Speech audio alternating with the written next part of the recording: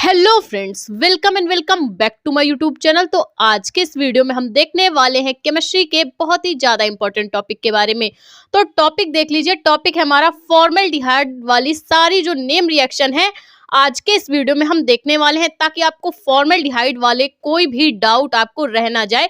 और जो जितनी भी बोर्ड एग्जाम में रिएक्शन पूछी जाती है फॉर्मल्डिहाइड की, आज की इस वीडियो में हम क्या करेंगे, उनको क्लियर करने वाले हैं। ठीक है, तो चलिए स्टार्ट करते हैं। जो हमारी फर्स्ट रिएक्शन है वो है कैनिज़ारो अपक्रिया। तो कैनिज़ारो अपक्रिया को हम कैसे कर पाएंगे, तो चलिए स्टार्ट करते हैं। तो इसके लिए हम करते क्या है, फॉर्मल्डिहाइड की क्रिया हम करते क्या है, फॉर्मल्डिहाइड जिसका सूत्र होता है HCHO।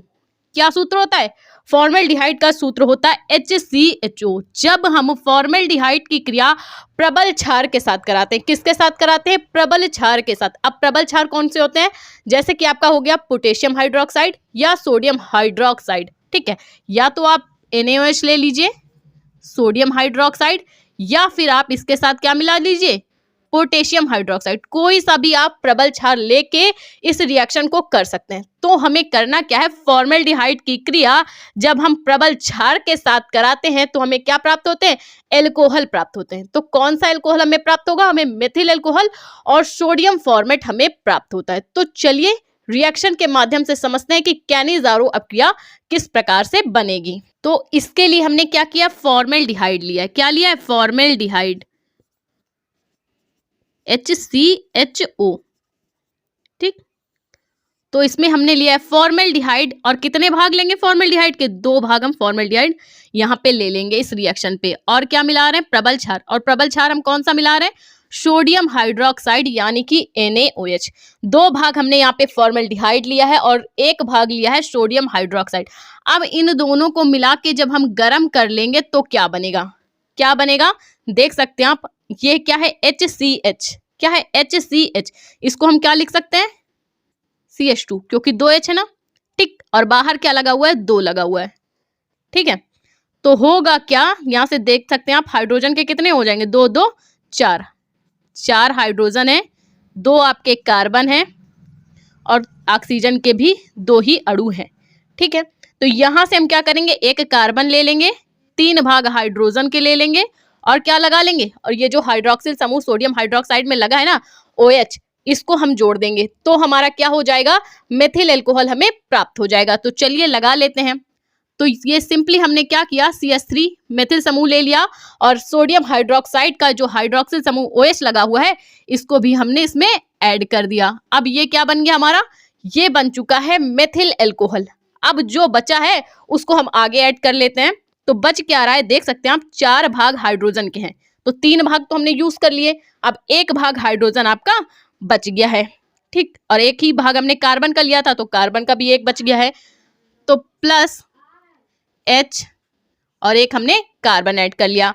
अब क्या है, 2 भाग हमारे पास ऑक्सीजन के हैं, तो इनको भी हम ऐड कर लेते हैं। ठीक है, अब क्या बचा है, सोडियम। तो इस सोडियम को भी जब हमने आगे लगा लिया तो ये क्या बन गया, सोडियम फॉर्मेट। क्या बन गया, सोडियम फॉर्मेट। तो जब हमने फॉर्मल्डिहाइड की क्रिया सोडियम हाइड्रोक्साइड से कराई और दोनों को मिला के गर्म किया तो हमें मेथिल एल्कोहल और सोडियम फॉर्मेट प्राप्त हो चुका है। तो ये थी आपकी कैनिज़ारो अपक्रिया। तो चलिए देखते हैं नेक्स्ट रिएक्शन फॉर्मल्डिहाइड की कौन सी है जो कि सबसे ज्यादा इंपॉर्टेंट है। तो नेक्स्ट आपकी जो मोस्ट इंपॉर्टेंट रिएक्शन है, यूरोट्रोपिन कैसे बनता है। ठीक है, और इसको कुछ इस तरह से भी पूछ लेते हैं कि जब हम फॉर्मल्डिहाइड की क्रिया अमोनिया से कराते हैं तो क्या प्राप्त होता है, तो क्या प्राप्त होता है। तो चलिए रिएक्शन के माध्यम से समझते हैं तो आपको आसानी से समझ में आए। ठीक है, तो हम करते क्या है, जब हम फॉर्मल्डिहाइड की क्रिया अमोनिया से कराते हैं, किससे कराते हैं, जब फॉर्मल्डिहाइड की क्रिया अमोनिया से कराते हैं तो क्या प्राप्त होता है, हेक्सामेथिलीन। क्या प्राप्त होता है, हेक्सामेथिलीन टेट्राएमीन प्राप्त होता है, जिसे हम क्या कहते हैं, यूरोट्रोपिन कहते हैं। जब हम फॉर्मल्डिहाइड की क्रिया अमोनिया से कराते हैं तो हमें हेक्सामेथिलीन टेट्राएमीन यानी कि यूरोट्रोपिन प्राप्त होता है। तो चलिए रिएक्शन करते हैं। तो फॉर्मल्डिहाइड जिसका फॉर्मूला होता है HCHO। क्या फॉर्मूला होता है फॉर्मल्डिहाइड का, HCHO। ठीक है, और हमें क्या मिलाना है, अमोनिया मिलाना है। अमोनिया का सूत्र होता है NH3। ठीक है, अब इन दोनों को हमें क्या करना है, मिला के गर्म करना है। लेकिन हम यहाँ पे क्या करेंगे, 6 भाग हम लेंगे फॉर्मल्डिहाइड के। कितने भाग हम फॉर्मल्डिहाइड के लेंगे, 6 भाग हमें क्या करना है, फॉर्मल्डिहाइड लेना है। ये है आपका फॉर्मल्डिहाइड। तो हमने 6 भाग लिया है फॉर्मल्डिहाइड HCHO, और क्या किया है, 4 भाग हमने अमोनिया ले लिया है। 6 भाग हमने यहाँ पे फॉर्मल्डिहाइड और 4 भाग हमने अमोनिया ले लिया है। अब इन दोनों को मिला के जब हम गर्म करेंगे तो क्या बनेगा, ठीक। तो देख लीजिए, फॉर्मल्डिहाइड 6 भाग फॉर्मल्डिहाइड के हैं। तो सबसे पहले ये देखिए, एक हाइड्रोजन ये है, एक हाइड्रोजन ये है, तो हम इसको क्या लिख सकते हैं, H2, और ये कार्बन पहले है, तो ये क्या है, CH2 है, ठीक। ये आपका क्या है, CH2। इसको हम ऐसे भी लिख सकते हैं, ठीक। फॉर्मल्डिहाइड को हम ऐसे भी लिख सकते हैं, 6CH2O, ठीक है। ये भी फॉर्मल्डिहाइड ही कहा जाएगा, ठीक। तो हमें करना क्या है, हम क्या करेंगे, सबसे पहले यहाँ पे लिखेंगे ये वाला CH2, मेथिलीन।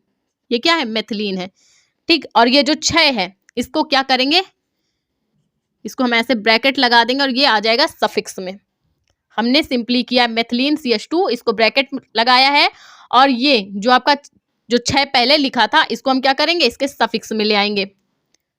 तो ये क्या हो जाएगा, यहाँ पे 6 भाग हैं, तो इसको हम क्या बोलेंगे, हेक्सा बोलेंगे, ठीक। अब अमोनिया, अमोनिया क्या है, अमोनिया है 4 भाग, तो यहां से हम क्या करेंगे, 4 भाग ये जो नाइट्रोजन के हैं यहाँ पे लगा देंगे। तो हमने किया क्या, हमने सबसे पहले लिखा CH2, और ये जो 6 था इसको हमने क्या किया, पहले ब्रैकेट लगाया मेथिलीन पे, और फिर 6 भाग इसके सफिक्स में लिख लिया। फिर जो नाइट्रोजन है, फिर हमने यहाँ पे 4 भाग नाइट्रोजन ऐड कर दिया, N4, ठीक है। तो ये क्या बन गया, ये बन गया आपका हेक्सामेथिलीन टेट्राएमीन। क्या बन गया, हेक्सामेथिलीन टेट्राएमीन, यानी कि इसको क्या बोला जाता है, यूरोट्रोपिन। तो हमने लिया 6 भाग आपका फॉर्मल्डिहाइड और 4 भाग अमोनिया, जिससे हमें क्या प्राप्त हुआ, हेक्सामेथिलीन टेट्राएमीन। लेकिन अभी क्या है, अभी आपके कुछ चीजें बाकी हैं, जैसे कि आपका ये हाइड्रोजन बाकी है, 3 भाग यहाँ पे हाइड्रोजन है, बाहर 4 लगा है, तो 4 3 12। हाइड्रोजन कितने भाग हो गए, 12 भाग आपका हाइड्रोजन है। और क्या बच गया है, ये वाला ऑक्सीजन। ऑक्सीजन के कितने भाग हैं, 6 भाग आपका ऑक्सीजन है। तो यहां से हम क्या लिख सकते हैं, 6 दूनी 12, 6 दूनी 12 होता है ना, तो यहाँ पे हम क्या कर सकते हैं, 6H2O। तो ये बैलेंस हो जाएगा, 6 दूनी 12 और 6 ऑक्सीजन के, ठीक है। तो यहाँ पे क्या बच जाएगा, 6H2O। तो सिंपली हमने किया क्या, जब फॉर्मल्डिहाइड की क्रिया 4 भाग अमोनिया से कराई, दोनों को मिला के गर्म किया, तो हमें प्राप्त हुआ हेक्सामेथिलीन टेट्राएमीन, जिसको हम क्या बोलते हैं, यूरोट्रोपिन बोलते हैं। और 6 भाग जल के अणु बाहर निकल चुके हैं। तो ये थी आपकी यूरोट्रोपिन अपक्रिया, जो कि पेपर के लिए आपकी मोस्ट इंपॉर्टेंट है। इसको अच्छे से तैयार कर लेना, हो सकता है आपके बोर्ड एग्जाम में ये आ जाए इस बार भी, ठीक है। तो चलिए देखते हैं इसकी नेक्स्ट रिएक्शन कि फॉर्मल्डिहाइड की नेक्स्ट अपक्रिया कौन सी है। तो अगली अपक्रिया है आपकी ओजोनीकरण अपक्रिया, जो कि फॉर्मल्डिहाइड की मोस्ट इंपॉर्टेंट रिएक्शन है।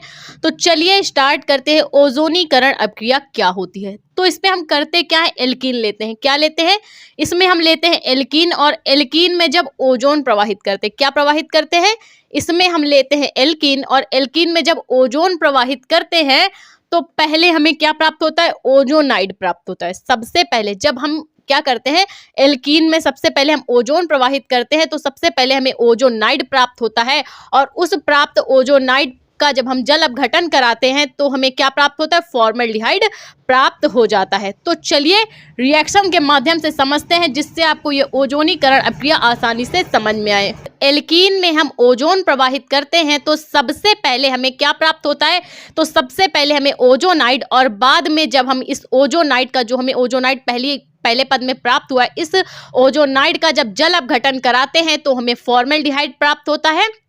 तो चलिए रिएक्शन के माध्यम से समझते हैं कि किस प्रकार ये ओजोनीकरण अपक्रिया प्राप्त होती है, ठीक। तो हमें क्या करना है, सिंपली यहाँ पे एल्कीन लेना है। तो हम एल्कीन में कौन सा एल्कीन ले लेंगे, हम ले लेंगे ethylene, CH2 double bond CH2। ये क्या है आपका, ये है आपकी एथिलीन, C2H4। ठीक, हमने यहाँ पे लिया एथिलीन CH2CH2 C2H4 एथिलीन का फॉर्मूला होता है। तो हमने लिया एथिलीन और एथिलीन में जब ओजोन प्रवाहित करेंगे, ओजोन जिसका फॉर्मूला होता है O3, ठीक है। तो हम इस पे क्या करेंगे, ओजोन प्रवाहित करेंगे। ये क्या है आपका ओजोन।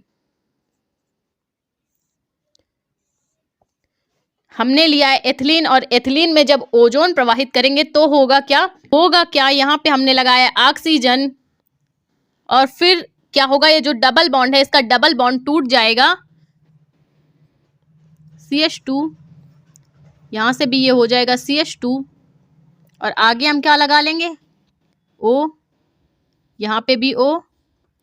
हो गए ना। ओजोन के कितने भाग है, 3 भाग है, एक भाग ओजोन ये है, एक भाग ये, एक भाग ये, 3 भाग ओजोन और ये आपका C2H4 एथिलीन। तो ये क्या बना है, ओजोनेमाइड बना है, ठीक है। तो हमने क्रिया कराई एथिलीन की ओजोन के साथ, तो ओजोमाइड बना। तो ये कौन सा ओजोमाइड बनेगा, एथिलीन के साथ क्रिया है तो ये होगा एथिलीन ओजोमाइड। क्या होगा, एथिलीन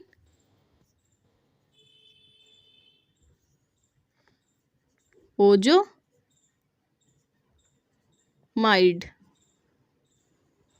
तो ये पहले पद की रिएक्शन आपकी हो चुकी है। जब हमने एथिलीन की क्रिया ओजोन से कराई तो एथिलीन ओजोमाइड हमें प्राप्त हो चुका है। अब इस प्राप्त एथिलीन ओजोमाइड का हम क्या कराएंगे, जल अपघटन कराएंगे।